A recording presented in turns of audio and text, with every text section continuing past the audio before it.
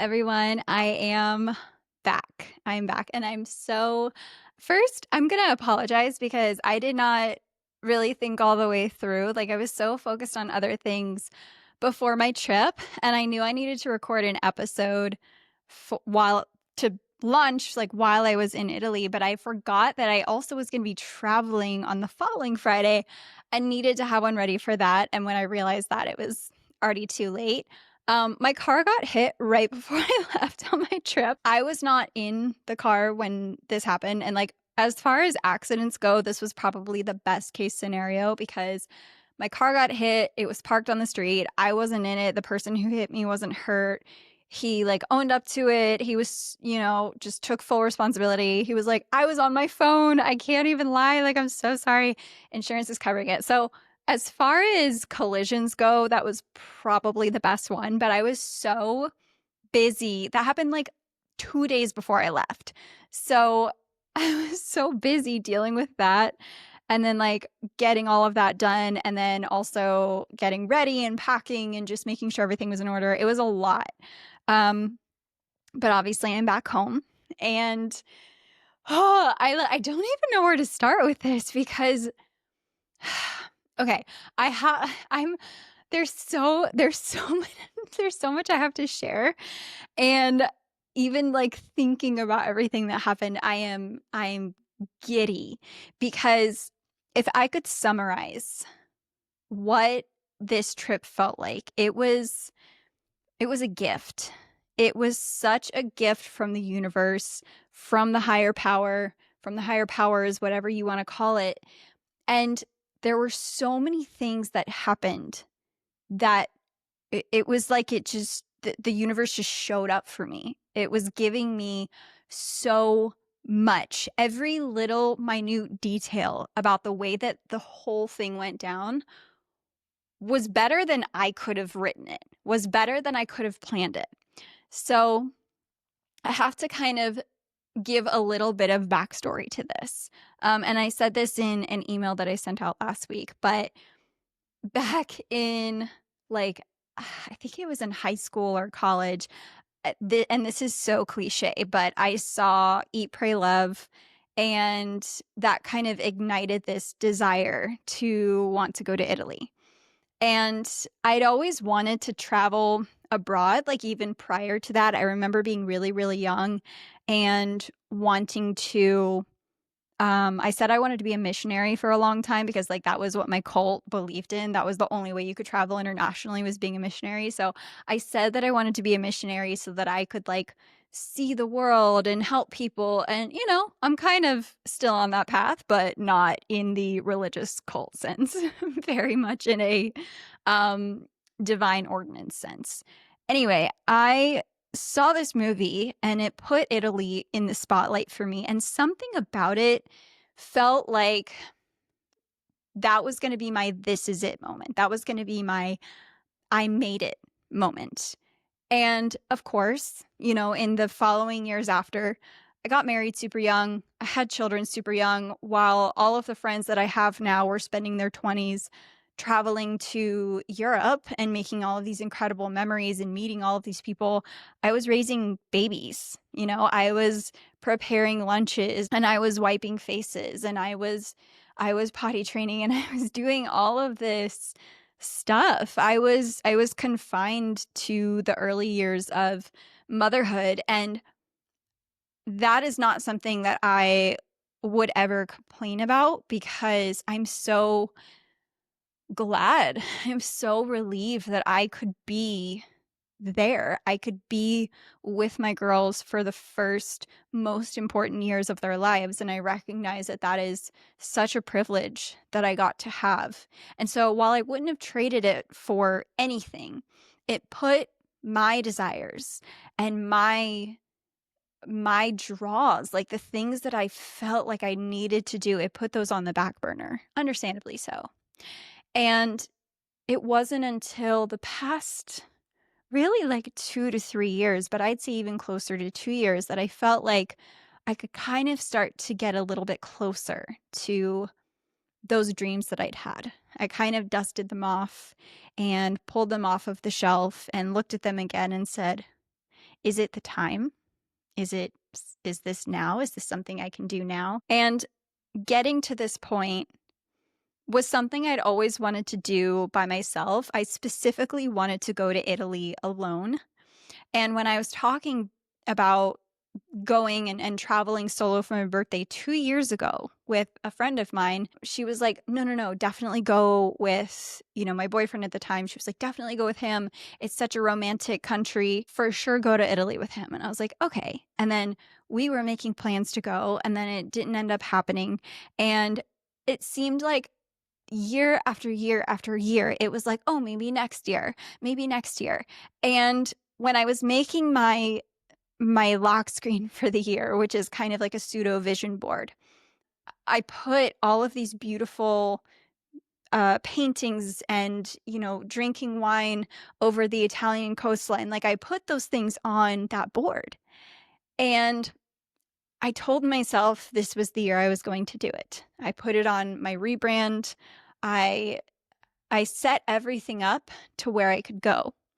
And as most of you know, I went through a very challenging, almost debilitating period in my life that I feel like I'm just now starting to finally breathe again and feel like myself again and feel like my life can be lived in joy and not undoing and survival.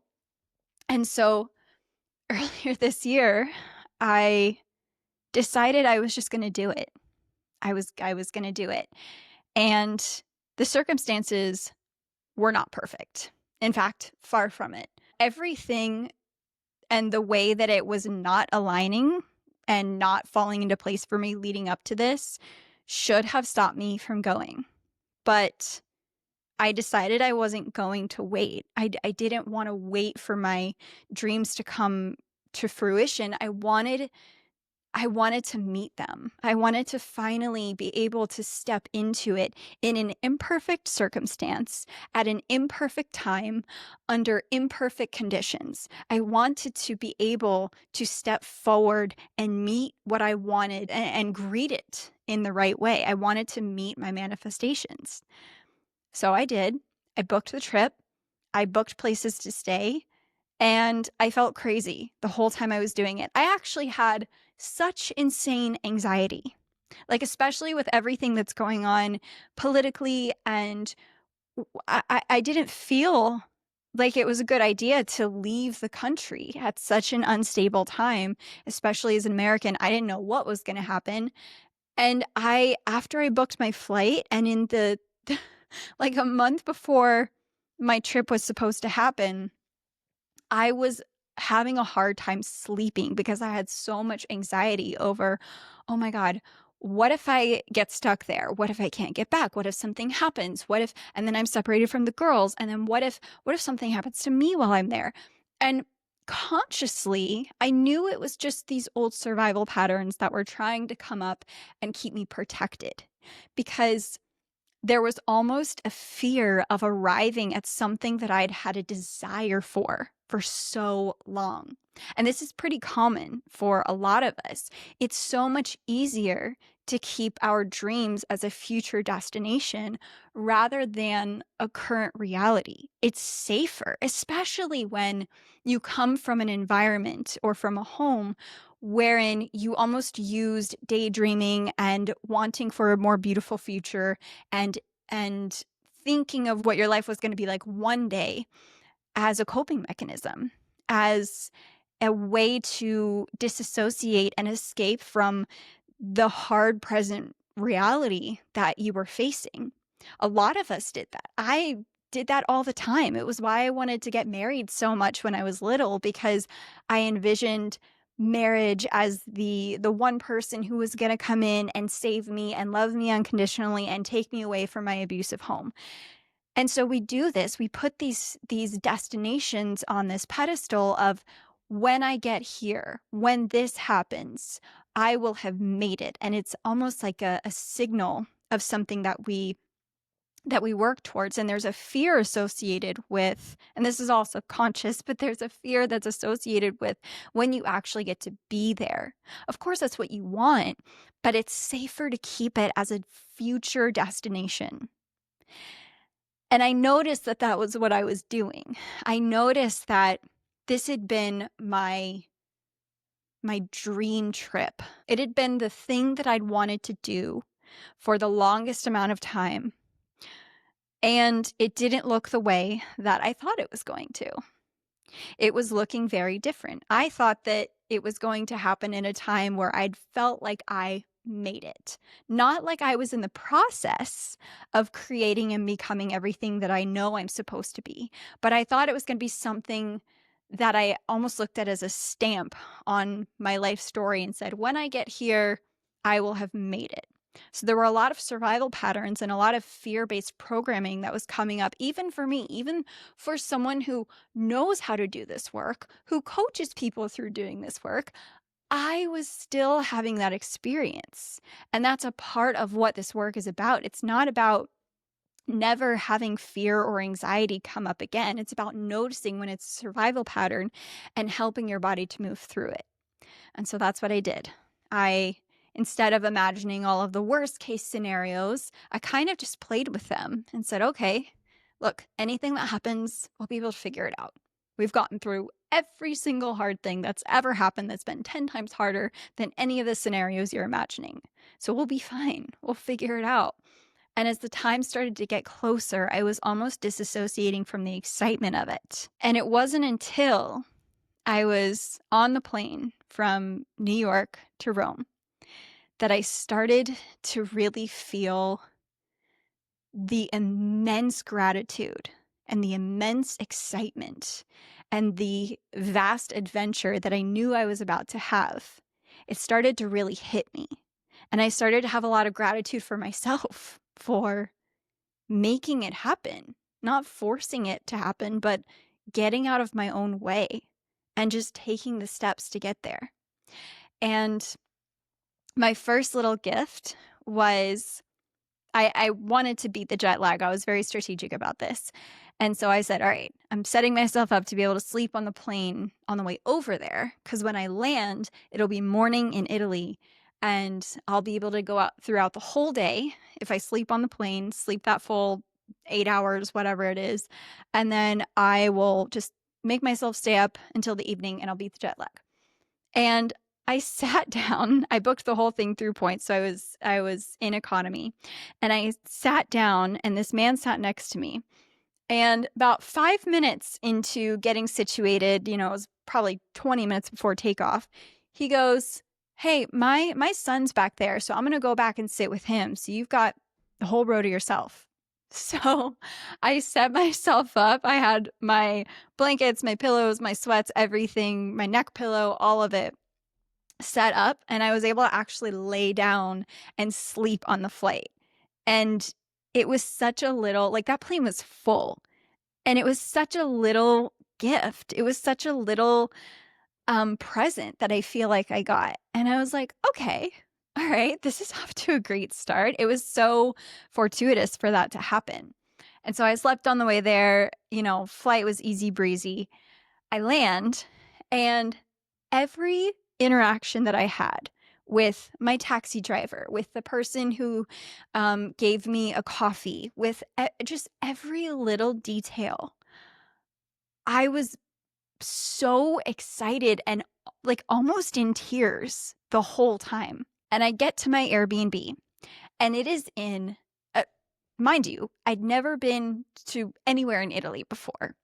And I'm in Rome, and my Airbnb is in the most perfect location. Like, I could not have picked better. I didn't know anything about the area. I didn't know anything about where I was staying. I didn't know anything about what I was getting myself into.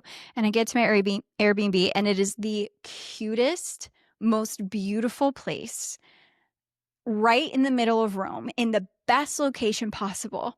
And there's the beautiful cobblestone streets below me and this giant window where I'm looking at just the most beautiful architecture that was hundreds, if not thousands of years old. Like every little tiny detail, it felt like a dream.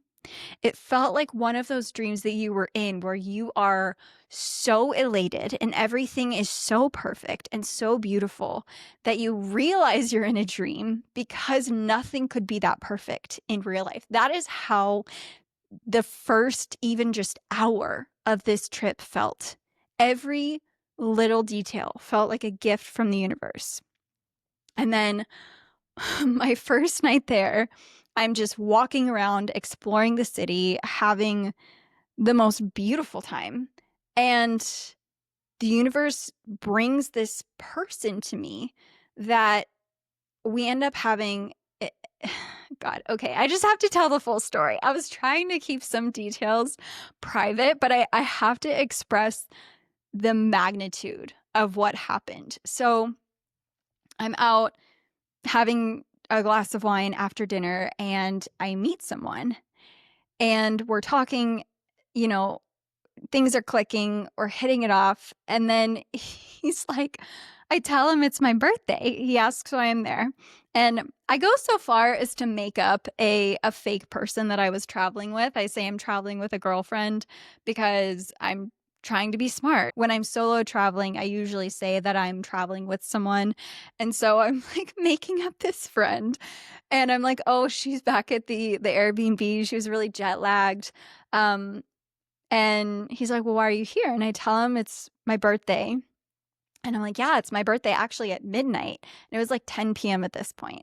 And he goes, oh my gosh, well, we need to celebrate. So we talk about where we're going to go. We end up going to Soho House in Rome. And we take his scooter on the way over there. And he's taking me around all of these sites. It was, I'm not even kidding. It was like I was in the Lizzie McGuire movie. Like none of this was planned out. I meet this person and he takes me on a scooter and we go and see all the sites. We see the Colosseum at night. We go to Soho House. We have a glass of champagne on the roof overlooking Rome. There's fireworks going off in the distance. Like it is something out of a movie.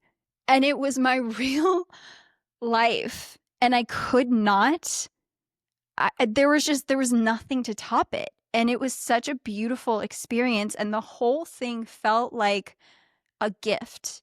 And I have to add this caveat too. Like maybe in my 20s, I used to do things like hop on the back of some dude's bike and ride around with a stranger I don't know. I actually have far too many stories about that, but that's a tale for another time. And I was really checking in with my intuition because it's never steered me wrong. When I've actually listened to it, my intuition has been spot on.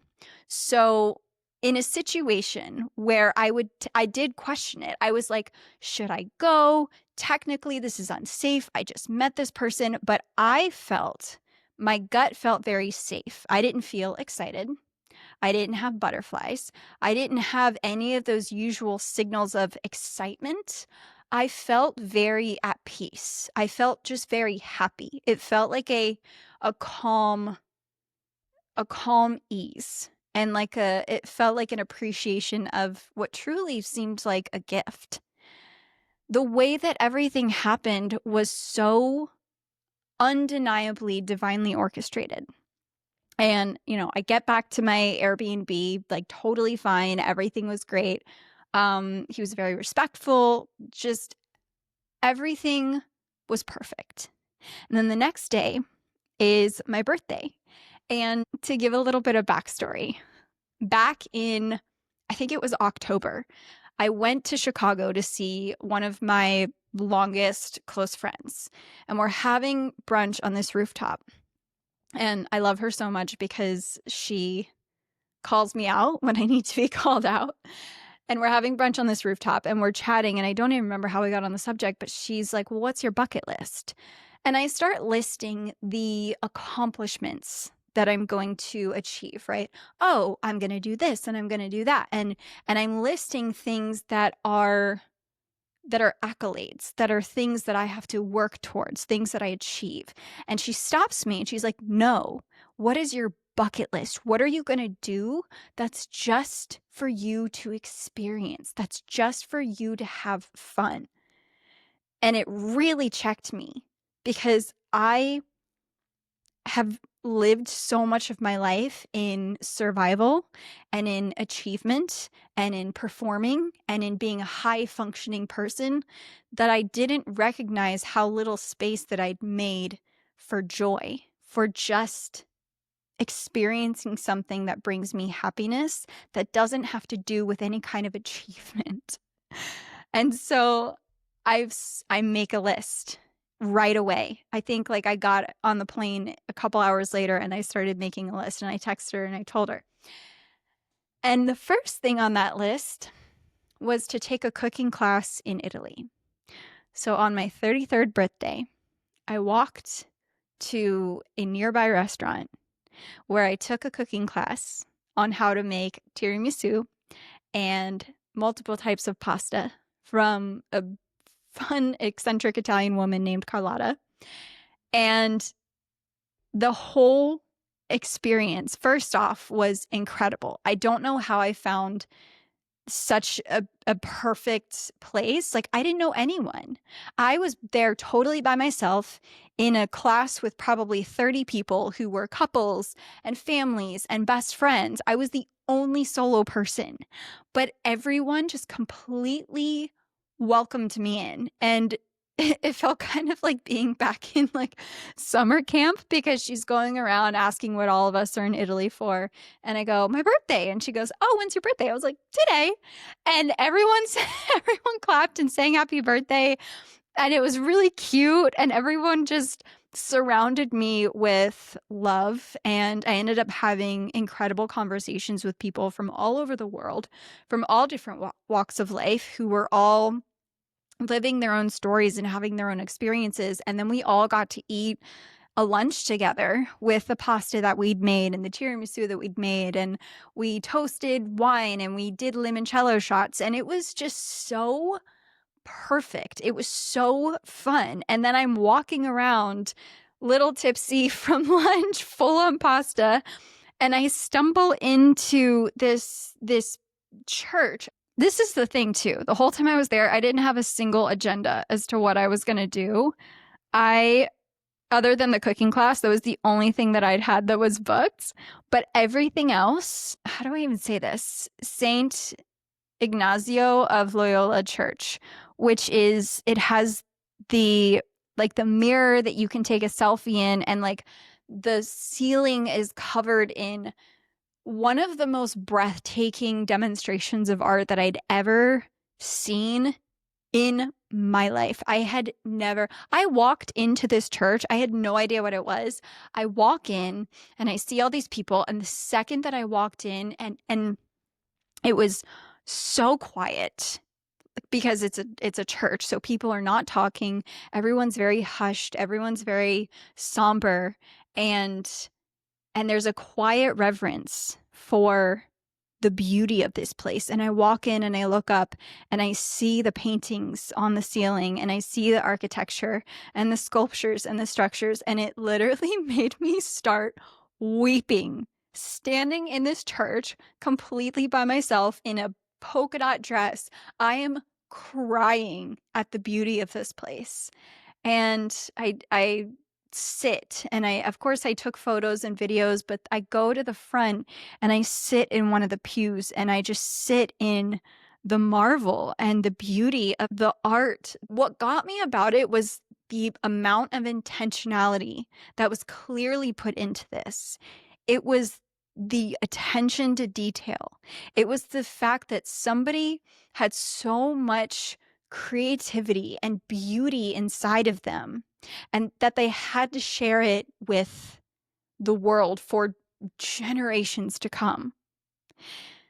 That's something that we as a society have lost. We've lost in the hustle culture and in the productivity culture and in the grind of everything. We've lost the fact that we are creative souls that have so much beauty and art inside of us that if we had the time and space and intentionality, we could create things like that. We've lost so much of that in our society. And I think that's what got me about it, was just how beautiful and unhurried the entire experience was. I think I was in that church for 2 hours, and I don't think that's an exaggeration. If not 2, it was at least close to 2 because I couldn't pull myself away until I felt like I had soaked every bit of that energy in. And then I walk and I stumble into another art display. And this one you had to get tickets for. And by the way, everything's so cheap over there. It was like 16 euros. And I saw sculptures that brought me to tears because of the detail and the amount of intentionality that went into carving every little muscle in the statue's body. And everything about the day that I actually got to spend in Rome on my birthday could not have been more perfect. It really was so divinely orchestrated. Every little step that I took, everywhere that I stumbled into, the overall experience, the overall energy of everything there was so much beauty in it. And I had time and stillness to appreciate all of it. And then I go to dinner and I meet people and they're from all over the world and we're all talking, and I felt so connected to all of humanity in that day, which is exactly what I wanted. That was exactly what spoke to me. And it was a really cool moment because I was sitting at this rooftop bar before dinner and I was having a glass of wine, and I remembered how I turned 18 on a rooftop in Greece when I was in Athens. And I was once again turning 33 on a rooftop in Rome. But it felt like a completed cycle because when I was 18, as soon as I came back from Greece, came back to getting kicked out of my home and having to move in with my abusive boyfriend at the time, who was way too old to be dating an 18-year-old. And then right after him, I got married, and then I had children, and then I went through a divorce, and then I struggled and survived. And then I was at this place 15 years later, feeling like I was out of that cycle of needing to survive. I'd finally left the identity of survival behind me. And the evidence of it was palpable because I was sitting there alone in a country where I didn't know anyone, in a state of my life where I finally felt at peace being by myself, truly, completely by myself. And it felt like just a cherry on top of this lesson, of this survival cycle that I had just come out of. Oh my God. Okay. I need to crash course the rest of this. And that was just day 2. And as much as I wanted to spend the whole trip in Rome, I mean, I'm really glad that I didn't, but I thought coming into it, based on what I'd seen other people say, that I was going to love Florence and like Rome. But actually, I fell in love with Rome. I could have spent, honestly, months there. There's no shortage of things that I would have found to do in Rome. I tried to do and see as much of it as I could in 3 days, but it was hard. It's such a big, beautiful city with so much to see. But I ended up going to Florence for the second part of my trip. So I met so many people in Florence. I had the most incredible experiences there. I had recommendations for true local places that had food that I've never tasted anything like that in my life. Every single thing that I ate, every single thing that I drank, it was it was so rich. Everything about it was rich and beautiful, and it felt real. And then I spent a couple days in Florence. I go shopping most of the time. I walk everywhere. And then I go to the coast and I go to Cinque Terre. And I stayed in primarily one town the whole time, but the water was the most beautiful, clean, clear. I will never get over what it felt like to swim in that water. I'd never been in any water so beautiful. And as much as I love the beach, I think that the beaches that I usually love to go to in South Florida are forever ruined for me now because nothing compares to what it was like to get off the train and throw my bags in my beautiful little Airbnb that had a balcony overlooking the entire coastline. I sat out there like every morning and every night, just taking in the scenery. And I run down the 500,000 steps that I had to go to get down into the water.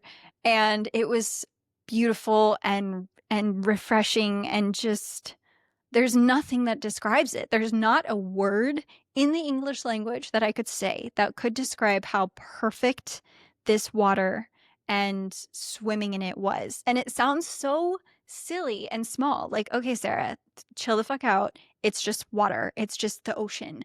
But it was more. There was something about it that felt perfect, like right and perfect and beautiful.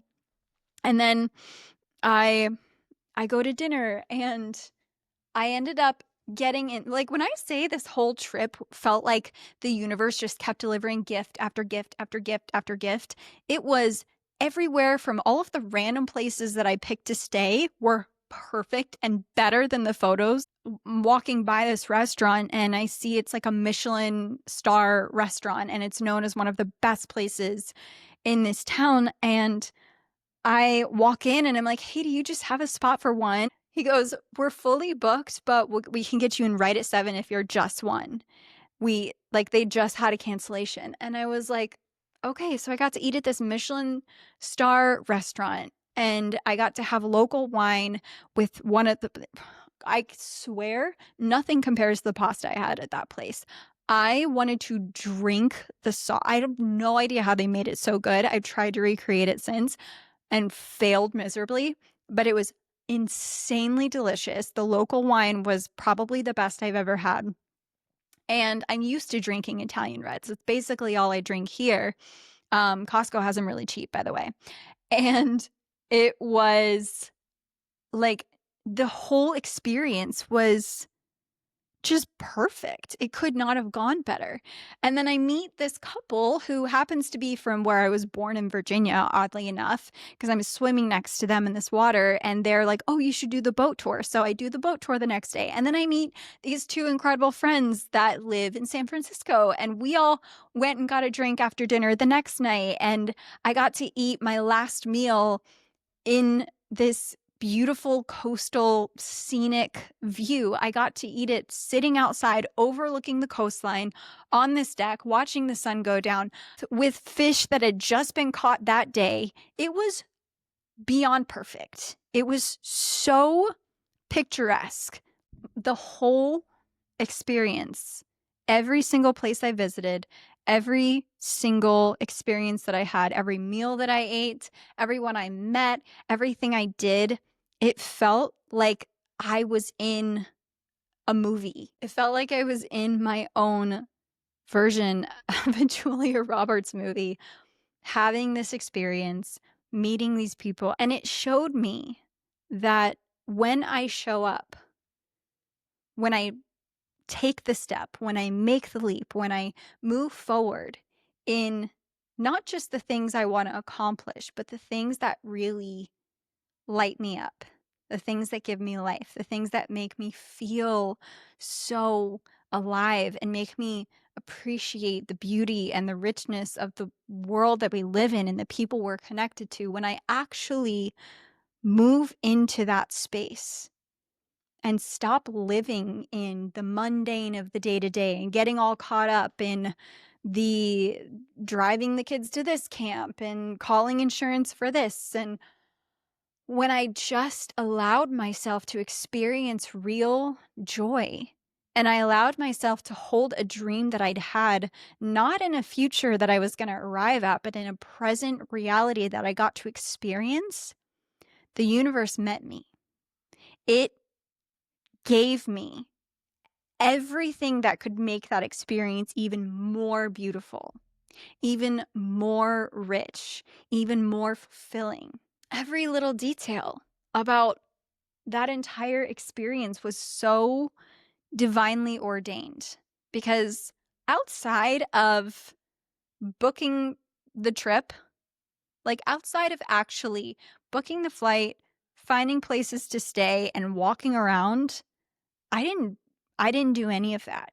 It was just delivered to me on this beautiful lush platter.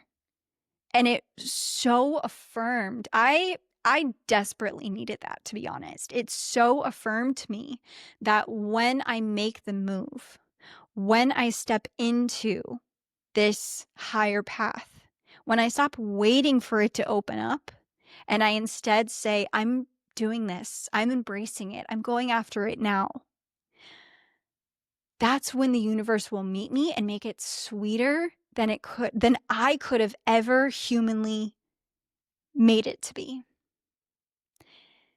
It renewed this energy inside of me. It was almost like a childlike energy where I started to feel the effects of what happens when you move in faith and move in a trust in the divine and move in knowing that everything always works out for your highest good and works out beyond what you could have thought was possible, but shows up for you in a way that can only be called divine intervention. Best case scenario, I would have gone there and not met any of the people I met and eaten at, kind of the basic touristy places and maybe had a couple speed bumps with my travel days or my flight or the train or anything like that. It could have been still a wonderful but kind of standard European trip. But the way that everything met me, because I made the move, because I said, I'm so tired of waiting for my life to play out the way I want it to. I'm going to make it happen. I'm going to create. I'm going to step into the life that I want to live. And all I had to do was take the step. All I had to do was actually do it. And it turned out infinitely better than I could have orchestrated in my own way. And oh my gosh, I I could make like a 4-hour long episode about everything that happened. I can't do that to y'all. I can't even do it to me. But if there's something that is drawing you in, if there's something that you feel is prompting you to step forward into it, if there's a dream or if there's a destination or if there's a life or a story that you have been wanting to live and that you feel called to and you feel pulled to, but you've kind of set it in your mind as a future destination. You've said, one day when, or you've said, oh, maybe at this time, or when I'm this person, or when this happens. You're probably blocking your own blessings. And I know that's not fun to hear, but that was one of my greatest takeaways from this is that I don't have to wait. You don't have to wait to experience the joy and the richness of the life that you want. You don't have to wait. Maybe it's a safety mechanism that you're putting it at the top shelf and shoving it to the back and saying, one day I'm going to get there. One day I'm going to have this. One day when everything is perfect and I have to work towards it and I have to grind and I have to hustle. Why? Why? Because it's the way you've always done it? Because you have become so familiar with struggle that you're not letting yourself have the beautiful, rich things in life right now? You don't have to wait. You don't have to wait. All you have to do is step forward into it, whatever that looks like for you. Maybe it's making the phone call to that person. Maybe it's booking the flight. Maybe it's starting the business, getting things moving. You have to move in order for the energies of the universe to meet you. The universe was never going to hand me a ticket. It was never going to book a flight for me. It was never going to set the plans, block time off from work, make the reservations. That was always going to have to be me. I had to show the universe that I was ready to really live this experience before it made it so much sweeter and so much richer than I could have ever imagined. Maybe it's something big, like your dream trip that you've had since you were 17, 18 years old. Or maybe it's something small. But whatever it is, I want to encourage you to take that dream off the shelf. Dust it off, pull it forward, look at it, and ask yourself what you need to do to make it happen. What steps do you need to take to show the universe you're ready for it? And trust that it's going to be so much sweeter and so much richer than you could have ever imagined. You don't have to wait for your joy. You don't have to wait for your bucket list. You don't have to wait to make these things happen. They can happen now. Your job, your responsibility, your role is to show up for yourself and let the universe orchestrate the rest, and trust that it's going to be the beautiful experience that you've always wanted it to be, that you get to live in the excitement of your dreams. They don't have to be something that you hold out at arm's length to keep yourself safe in surviving and struggling and grinding and working for everything, so that you feel like if you work hard enough for it, or you want it bad enough and you keep it at this distant space, that it's almost safer. It's almost, it feels safer to hold it further away from you, because you feel like if you work harder for it, if you force it more, then there's more safety with it. We've been taught this lie that we have to grind for everything that we want. I don't believe it. I don't subscribe to that. You can get somewhere by working your ass off. You can also get somewhere by choosing it and aligning with the energies of it and allowing the universe to surprise you with how great it can be. And you get to decide which one you want. So with that, I am so sadly not in Europe anymore, but I plan on being back there again very soon and sharing many more updates and destinations and stories with you. And as always, I love you. I believe in you. I know that you can do every big, beautiful, amazing thing that you want to do. Make your bucket list or pull out your dream list and remember the things that have always pulled at your heart, that have always pulled at your soul and said, this is something we want to experience. This is something we want to feel. Don't separate yourself from them. That they are you. Those dreams are you. They make you a human being with a soul. You're here to be and experience life, not just do life. And let me know what they are. I want to hear. If you want to share in the comments below, or if you want to leave a comment on my Instagram reel, I'd love to hear what it is that you're stepping into. As always, I love you. I believe in you. And I will see you next week. Ciao.